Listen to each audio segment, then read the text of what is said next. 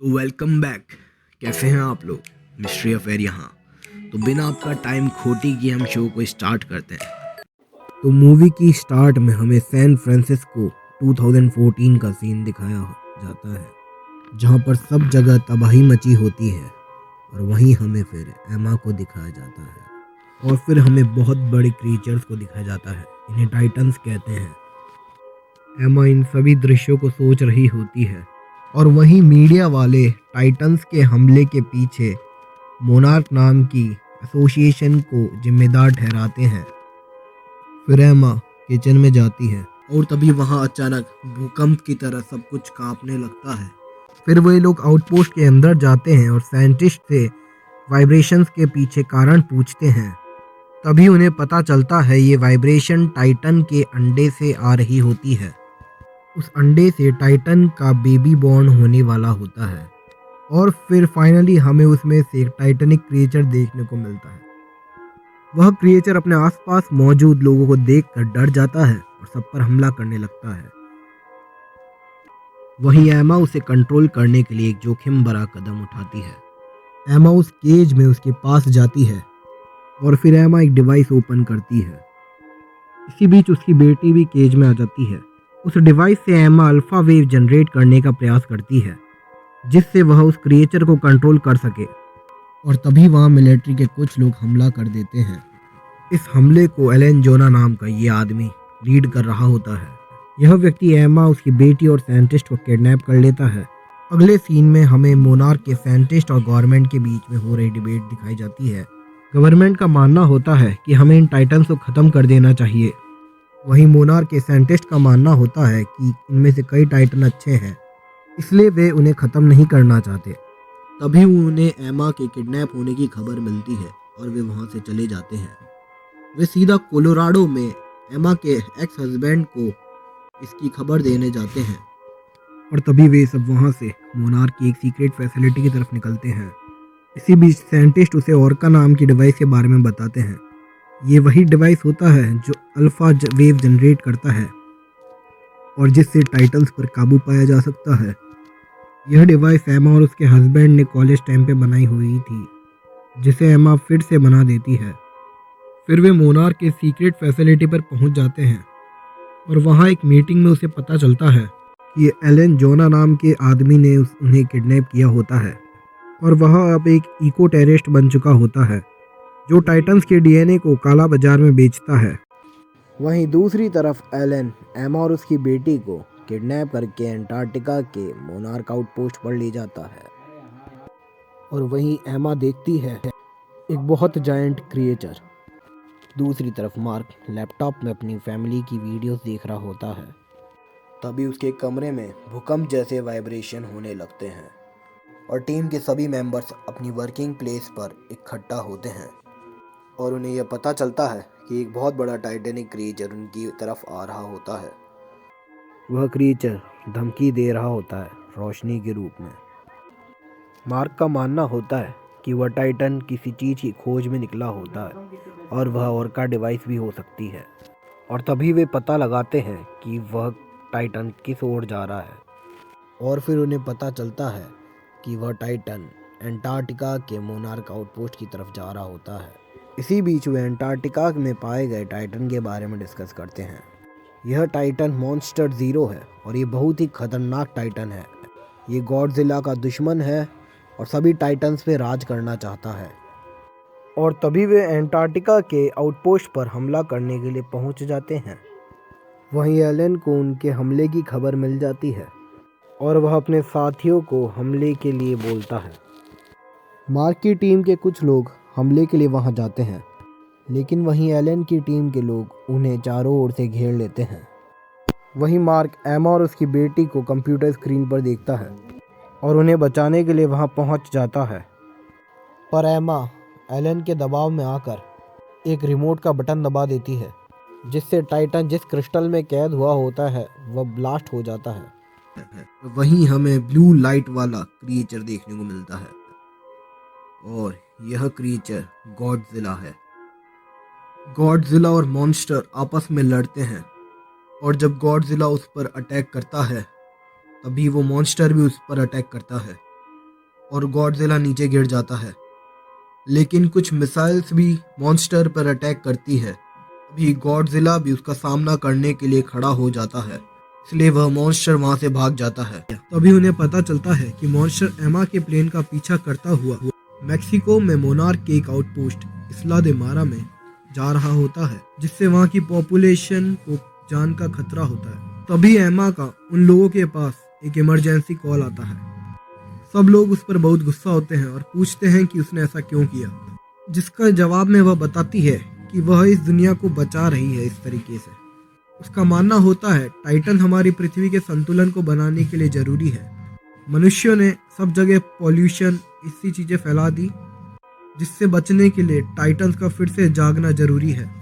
और उसके इस मिशन में एलेन जोना भी उसका साथ दे रहा है। वह बताती है कि इससे पहले भी टाइटन ने जहां जहां हमला किया वहां उनके अंदर से निकलने वाली रेडिएशन की वजह से अब वहां के इकोसिस्टम में सुधार आया है। मतलब लिटरली सोच के देखो, दुनिया को बचाने के लिए टाइटन्स को जगाना, यह कितना अच्छा सुझाव है। कमेंट बॉक्स में जरूर बताइएगा।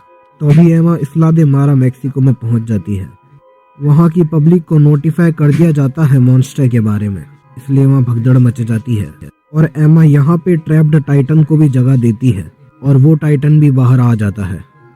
टाइटन एक क्रिएचर का नाम रॉडेन है। यह पक्षी की तरह उड़ता है। सब लोग उस पर एयर फोर्स से हमला करते हैं पर कोई फायदा नहीं होता। तब फाइनली वो उससे वहीं ले जाने का डिसाइड करते हैं जहां पर मॉन्स्टर जीरो है, और वो मॉन्स्टर जीरो के पास उसे ले जाते हैं।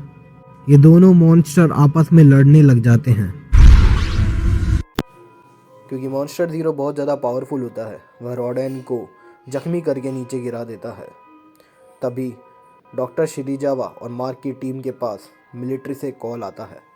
वह उसे कहते हैं कि वह एक न्यूक्लियर वेपन छोड़ रहे हैं। ऐसी मिसाइल है जिससे कि 4 किलोमीटर के दायरे में ऑक्सीजन ख़त्म हो जाएगी। इसलिए वह उनसे कहते हैं कि वो सुरक्षित जगह चले जाएं और ऑक्सीजन ख़त्म होने की वजह से ये मॉन्स्टर मर जाएंगे। यह मिलिट्री उन्हें कहती है।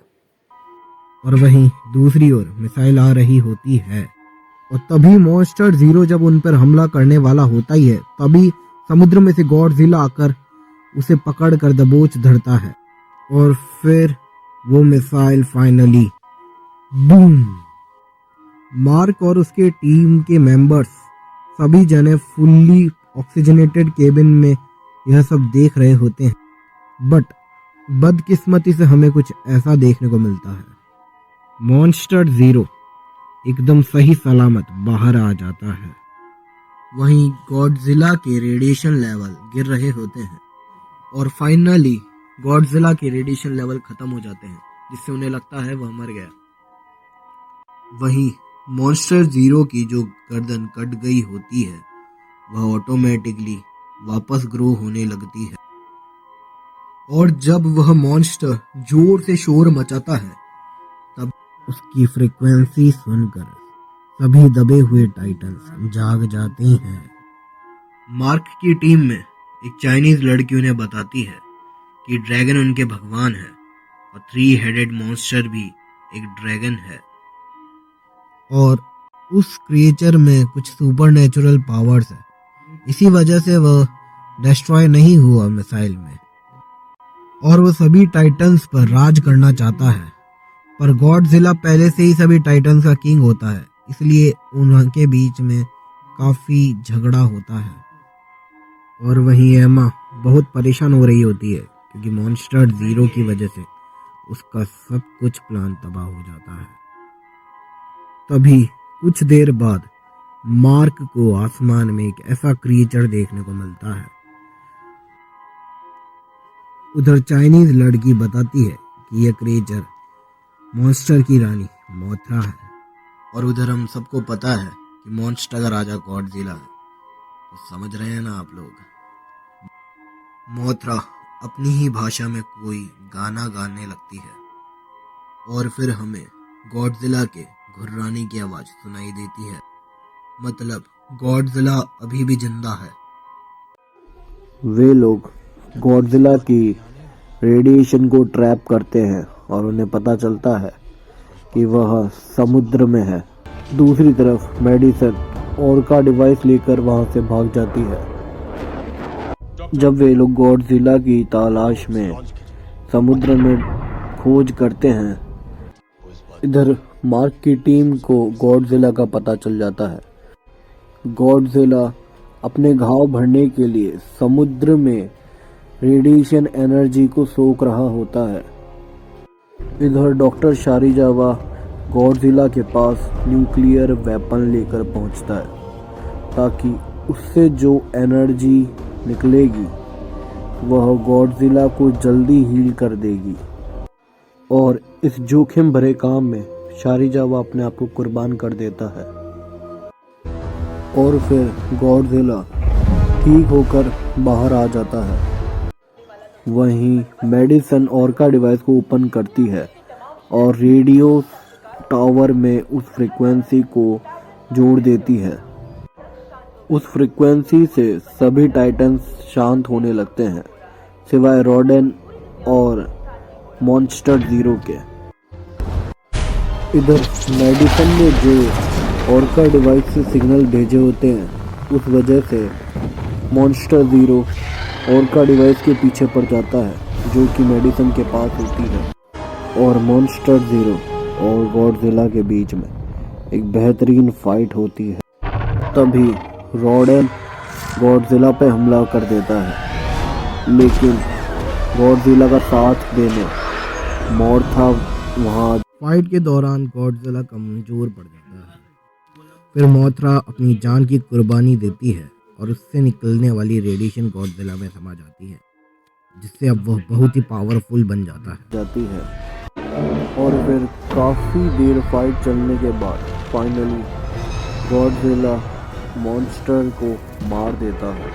सभी टाइटन गॉडजिला को अपना राजा मानते हैं, उसे सलाम करते हैं।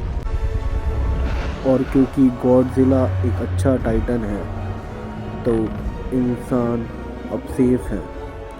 और इसी के साथ मूवी का दी एंड हो जाता है।